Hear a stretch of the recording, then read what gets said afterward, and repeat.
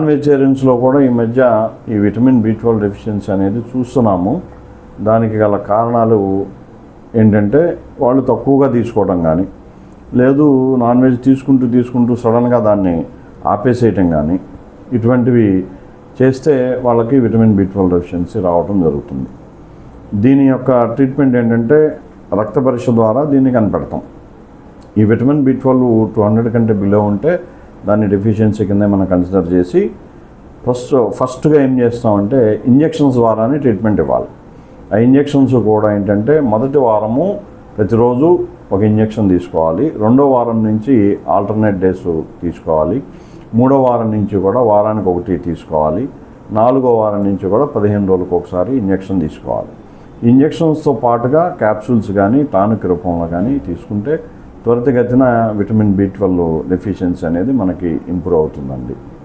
ఇది దీని యొక్క ట్రీట్మెంటు.